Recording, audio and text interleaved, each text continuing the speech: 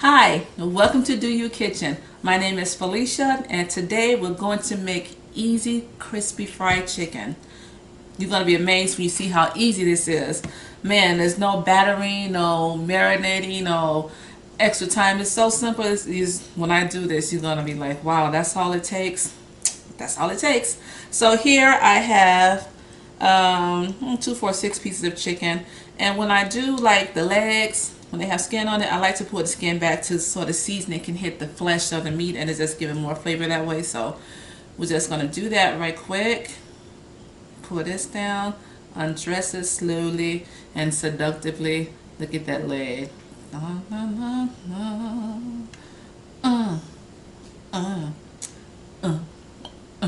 Okay. Can't have legs without little thighs showing. So do the same thing. Pull that skin back so that the seasoning can hit the flesh. Okay, so now we have the skin pulled back off these 2 thighs, and I have a couple of wings in here, and I'll lock those up once I get the seasoning done. Alright, so I have like a tablespoon of salt here. We'll just sprinkle that on. I don't know if I'm going to use all of this. It looks like a lot. So, a little less than a tablespoon. Tablespoon of pepper. I don't know why the salt look like that. It's supposed to be the same amount, but looks like it's a lot more salt. A teaspoon of onion powder. You know I love these 4 combinations: salt, pepper, onion powder, and garlic powder. You can't go wrong. And to me, onion powder is a natural flavor enhancer. Half teaspoon of garlic powder, because garlic is strong. So let's go ahead and sprinkle that on. Looks like a lot too. Okay, now just gonna toss it around here. Toss in the chicken. Toss it up. You know, we like to toss. No, we don't. Stop that. So we just toss the chicken. Keep it clean. Keep it clean. Okay, now that's it for the seasoning. Now I already have my oil heating up back there, so get that going. We're going to take it. All I have is my trusty Ziploc with some regular all-purpose flour in it. Now, let's pull the skin back around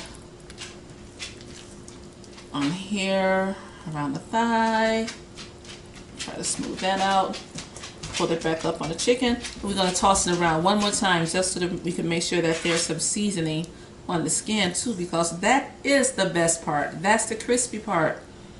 So there. Let's just toss this around one more time, just to make sure that seasoning is on there good. Now I'm only frying a small amount because I'm, you know, just for the video. But the same method will work with larger quantities of chicken also. And believe me, I like to batter chicken, so don't get me wrong. But sometimes after work, I don't feel like going through all that process, but I just want some crispy fried chicken and I don't want to do takeout, so I do the cheating way, like this, and you are just gonna be mind blown. Okay, now set that up, shake it up, baby, now. Alright, now take this out. Cut off any excess flour on here. My voice is cracking. I must be really hungry. I think I am. Alright. Taking off any excess flour. Now. Okay. And sometimes I like to get the flour under here too. I don't know why. It's just a thing. I like to lift the skin up and get the flour under the skin, but it's not necessary. Excuse me. It's just something that I do. Okay, so now we got that done. Now here comes the little trick that just makes it so crispy. Okay, now you see this? This is just regular tap water out the faucet. You're gonna take that, you're gonna dip your finger in, and that's it. Don't pour it on. Don't take a scoop of water in it either, because you do not want to rinse the flour and the seasoning off. You just want to sprinkle it on like that, pat it a little bit, Just get it moist. You see that? Just moist. You still see the flour and the seasonings on it. Flip it over. Okay, get all these over. The dog is crying. I don't know why she's crying, but she is.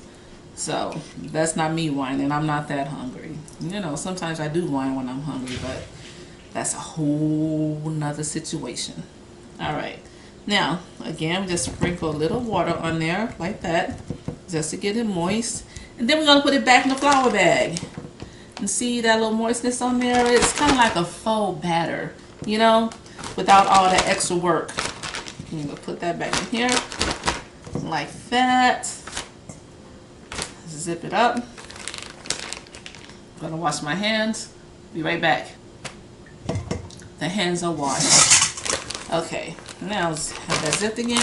Shake it up in the flour.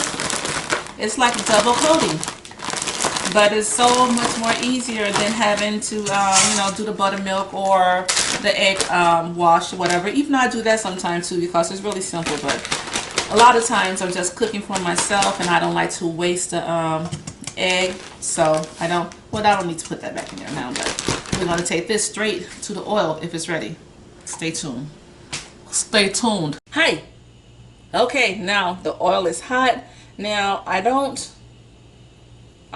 use a thermometer or thermometer. Yeah, I usually do the hand test. You know, you put your hand in here for about an inch over the oil if you're brave enough, and count to 10 seconds. 1, 2, 3, 4. A bit longer than 10, so it's already hot. So it's ready. But don't try it at home. If you're not comfortable with it, don't try it. Don't try it at home. That was stupid. It's do your kitchen. What else you gonna try it at? Just me being me. Okay. So the oil is nice and hot. You always want to make sure that the oil is hot, because you want to lock in that seal. That's the key. Whoa. So lock it in, because or else it'll sit in that oil and it'll soak it up and make it moist. It'll be too much moisture in the chicken, so it won't be crispy. Now, so I'm gonna get these pieces in here. Pull the skin over here. I like to make sure that it's covering the whole thigh. I don't know if you can see that. I'm pretty sure you can. The camera got a pretty good span on it. Okay.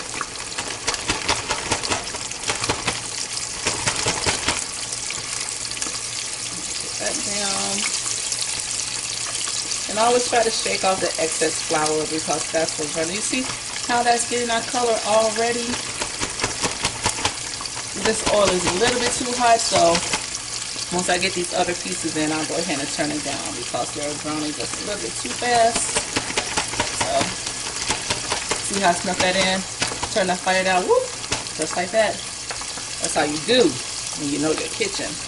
Alright, so now I'm going to give you a little peek of what I was talking about, how this one here, see how it's brown already? But see how that's bubbling up? That's going to be some crispy goodness going on right there. So stay tuned and we'll be right back. Okay, now you see that it's getting that beautiful color on here. I'm going to go ahead and flip this one over. But these I will let go ahead and fry on that side a little bit longer. But look at that, it's frying up really nice. Very nice. You know, you will spin it around a little bit, because looks like this is not heating up evenly. So go ahead and move that around a little bit and let it continue cooking, probably for about another 2 minutes on that side, and then I'll flip it over. Okay, be right back again. All right, now this chicken, this one is definitely ready. We'll take that out, and you can always tell when the chicken is ready or getting close to it, because the oil will get quiet. It'll be quieter. The frying sound won't be as loud as it was when you first started cooking. And a good tip for the legs. Look how the leg. I know that. Look at that. You start seeing that ball. Ooh, that's some good crispiness right there. Look at that. You know that's ready. And so we're going to go ahead and take these out. And look at that beautiful color. Oh my goodness. It is fantastic. Look at that. That's some doggone goodness. It's gonna be government a little bit. That's a couple of seconds longer. These wings, I believe, are ready. Let me take these out. I'll be so embarrassed if they're not. There you go. You don't know what you're doing. Trying to poison us with unmixed up chicken. That's just not right. It's just not right. Let me get down so you can see my face, but I can't put my face down there because I don't want to get caught by the oil.